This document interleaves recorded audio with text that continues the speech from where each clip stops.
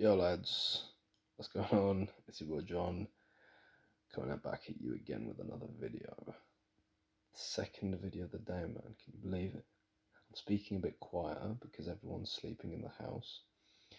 And I don't want to wake anyone up, nor do I want to create any distractions, aka them coming downstairs and interrupting me while I'm making the video. So excuse the somber voice. I think it sounds a bit relaxing, doesn't it? Like that. I was looking through some of the videos, as you do, the ones I made, that is, and I was seeing that the MBTI videos that I made got a bit of traction, got a bit of notoriety. People are watching my videos on MBTI theory, which is pretty cool because that's another topic that I can talk about. So this one is about the INFJ mystical charisma. Okay. Now, in my experience, the most charismatic type is it's either the ENTP, the ENFJ, the ENTJ, and the ESFJ or ES, one of those ones. One of the E's, one of the sensories. They're the most charismatic, i.e., they're very funny, very out there, very bombastic. Very witty kind of people.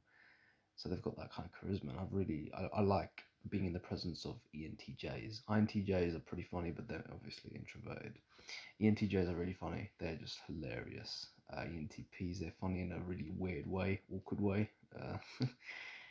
But the awkwardness makes it better, of course.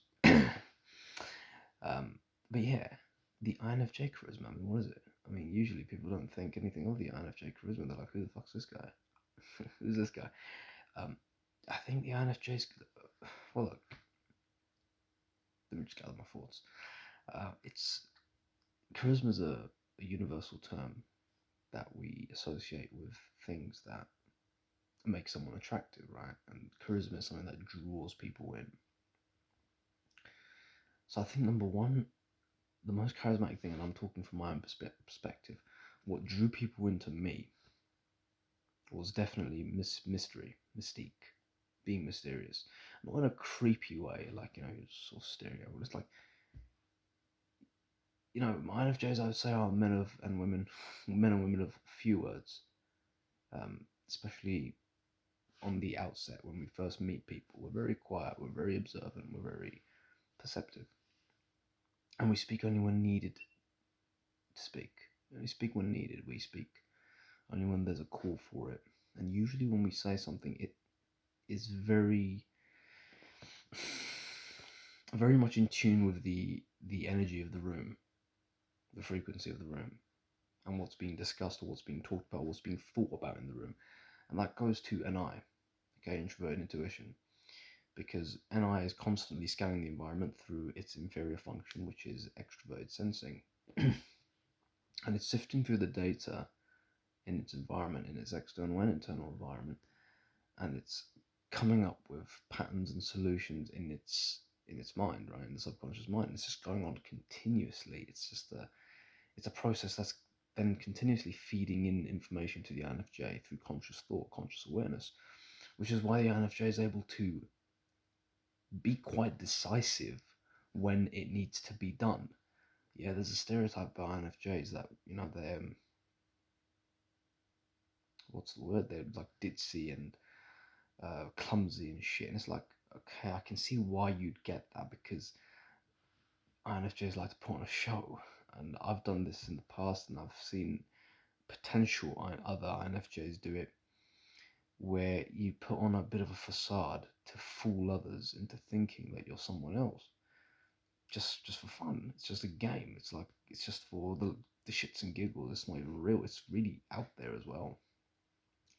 But in reality, INFJs are one of the smartest people in the room. So when they talk quite eloquently about a certain subject, it will cut through the gaze. It will cut straight through their facade that they've put on, or the previous image that you had of them. So they're full of surprises. And that's one thing, mystery plus the full of surprises, very, very important part of the INFJ charisma. And I've definitely experienced this in my own experience when it comes to meeting people and getting to know people, because they first don't know what to make of me, and then they slowly get a picture of me, and that picture is completely shattered by something that I do. So it continuously keeps people on their toes, and people just don't know what to expect from you. So they're very much drawn into you. So like you sort of become this person like, what's he gonna do next? What am I gonna find out next about this guy? Like, who is this guy? So that mystery keeps people on their toes. That is a fundamental part of the INFJ charisma, but I think the most important part of INFJ charisma, which is actually why INFJs are on this earth, in my opinion, from let's say a evolutionary biology or even psychology point of view, is the role of a mystic. Okay, the role of a mystic, the mystic. And again, that goes straight back to NI, introverted intuition, which is the continuous sifting through information in its external in the external environment, coupled with the INFJ's own knowledge, experiences, observations, perceptions, and judgments about the world, then creates a pre-packaged solution to the situation that the INFJ finds himself or herself in. Speaking about the INFJ as if they're a scientific experiment. So this mystical quality allows the INFJ to come up with very adept solutions to problems or discussions or debates or conversations, which could be witty, could be funny, but could be also very thought-provoking and could be very harsh at times and bruteful.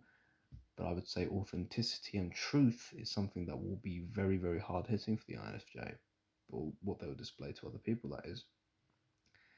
And I think this is a very, very important part of the INFJ charisma, because you become a source of inspiration, but advice. I would say people really look to your advice and they really trust your advice. Yeah, and this is something that I experienced. People really trust you. They really trust your advice. They really want to hear what you have to say, and they take your advice on board. These are people, of course, who have actively seeked out your advice. These aren't people you're going to give advice to, because these people don't appreciate you. I'm talking about the people that respond well to your charisma, which is a lot of people, but these kind of people will really look to your charisma, or the charisma that you exude to these people is going to be that sort of charisma that really sucks them in, and really, this is the magnetic part of the INFJ. It's like this mystical quality again. The NI is able to solve problems, and you will come up with a solution which will be very, very much out of the box, very much something that other people have not thought about, and it will be very new and very original to this individual person's problem.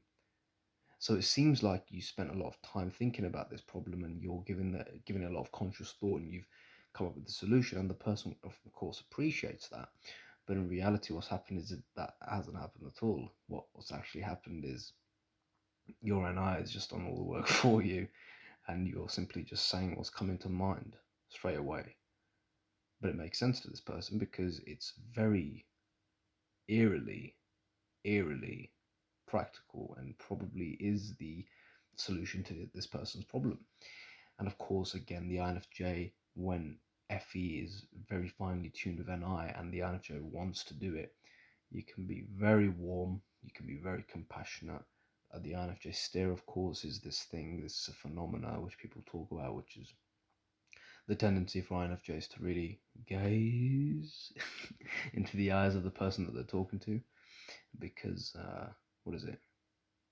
They're looking for micro expressions. They're looking for small things, small details in the face that give someone away.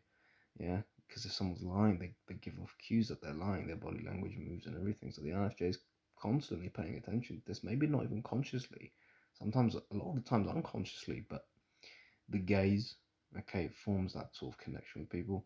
Quite intimidating, but I think that's a good thing in most circumstances, because you can dovetail it off with empathy, with warm, compassionate, remarks or whatever. I think that's about it, to be honest. I mean, you know, people aren't one-dimensional. People have hundreds of thousands of different things that make them attractive or charismatic. But I think the INFJ, its charisma mainly comes from this use of NI coupled with FE. You know, their mystique, their their mystical ability, their mystical sort of role in the community, the counselor kind of thing. But also as well, like we've seen it in history where INFJs have taken this counselor slash mystical function role, and they've taken it into leadership. So some of the most, you know, I'm going to use the word greatest because I'm going to say that as an unbiased term. Greatest, i.e., most remembered in history. Some of the most remembered people in history who were leaders were INFJs. So if you look at Martin Luther King, if you look at Gandhi, if you look at Nelson Mandela, and of course you've got Adolf Hitler, which is an odd name to the list, but he was an INFJ. And there was a time when I was really kind of obsessed with Hitler.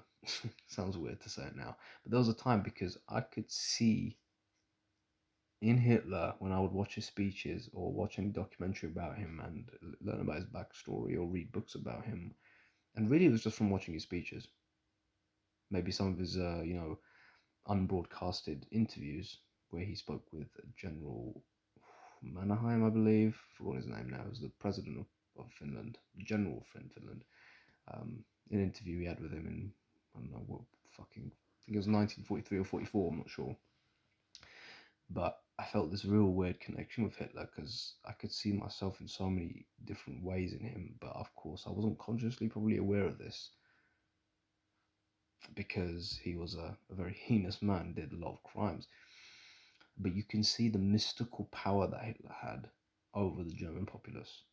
Because when he does his speeches, he doesn't speak like a politician, he speaks like a mystical guru. Albeit he's representing a political ideology and he's speaking the ideology, but he's speaking as if it's a philosophy. And then of course you see when you hear interviews of people who met Hitler, they talk about his gaze, they talk about his compassion, they talk about his he was really present in the moment, and you just felt like he was there with you. Yeah, that's called presence. So you know, INFJs have this ability to be very charismatic if utilized correctly. You just have to step out of your shell. I think it takes a bit of self-confidence, and you get that through doing things you love and getting out there in the world and really, you know, sort of attacking things that you're scared to attack. And slowly, you know, you'll get there, you'll get more and more confidence and you'll grow as a person. I think INFJs, to be honest, if you keep attacking your goals and keep doing things that you're kind of afraid of, you just keep going for things, keep growing, by the time you're 25, I reckon you'll be a well-rounded person and you won't have a lot more to learn, because INFJs, I find, are the fastest growing people on earth. I mean, we really mature quickly, man. We learn so much about the world in only a few years of existence.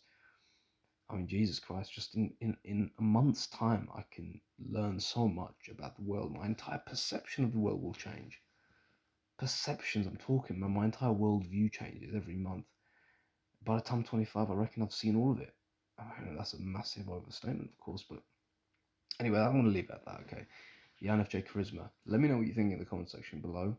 If you enjoy these type of videos about MBTI theory and everything, do let me as well.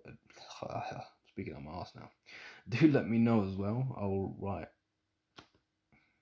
It's late. I will make more videos about the INFJ and other types as well if you want to hear from them. So anyway, that's going to be it. Hope you enjoyed the video and I'll see you in the next one. Take it easy.